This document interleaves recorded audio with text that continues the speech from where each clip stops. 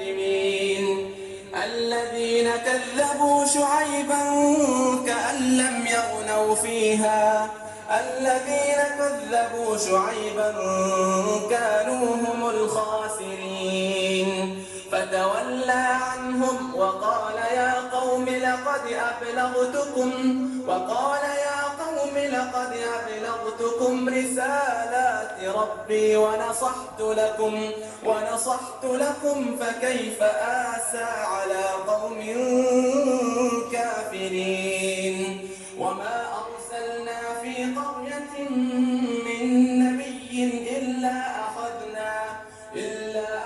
أهلها بالبأساء والضراء لعلهم يضرعون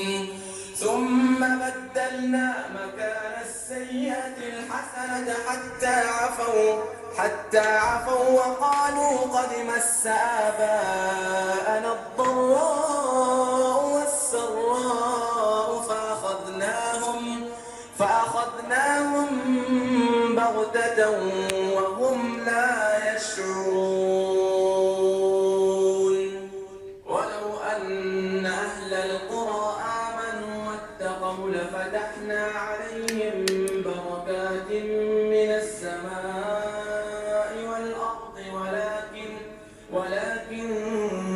كذبوا فأخذناهم بما كانوا يكسبون أفأمن أهل القرى أن يأتيهم بأسنا بياتا وهم نائمون أوأمن أهل القرى أن يأتيهم بأسنا ضحى وهم يلعبون أفأمنوا مكر الله فلا يأمن مكر الله إلا القوم الخاسرون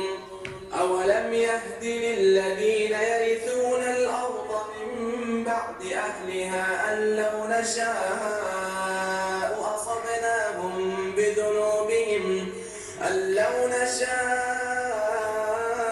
أصبناهم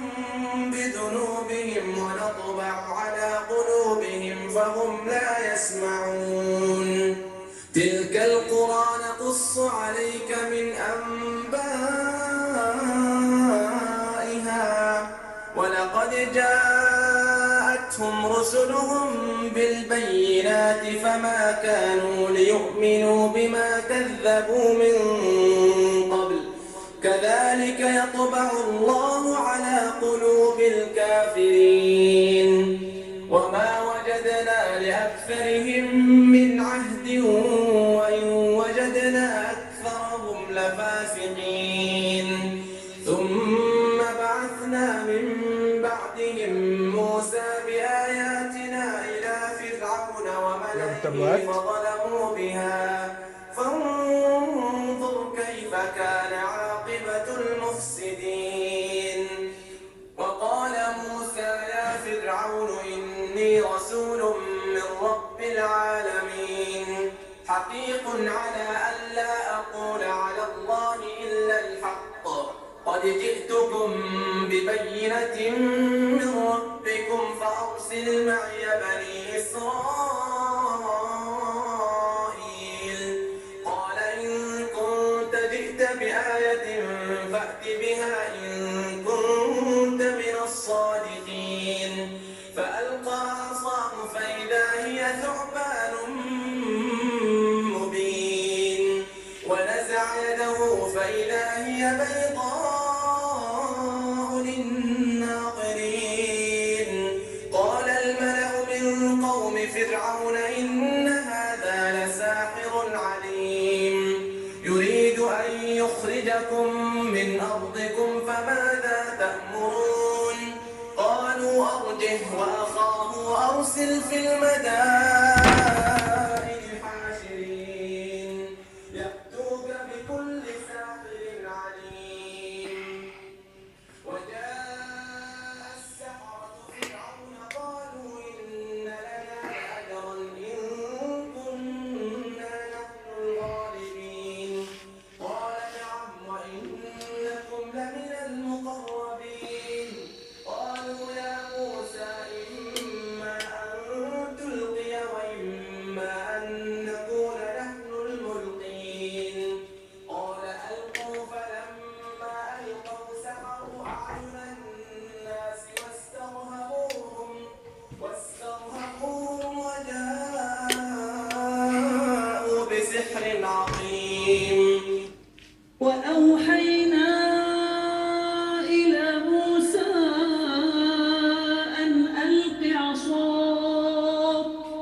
فإذا هي تلقف ما يأفكون فوقع الحق وبطل ما كانوا يعملون فغلبوا هنالك وانقلبوا صاغرين وألقي السحرة ساجدين قالوا آمنا برب العالمين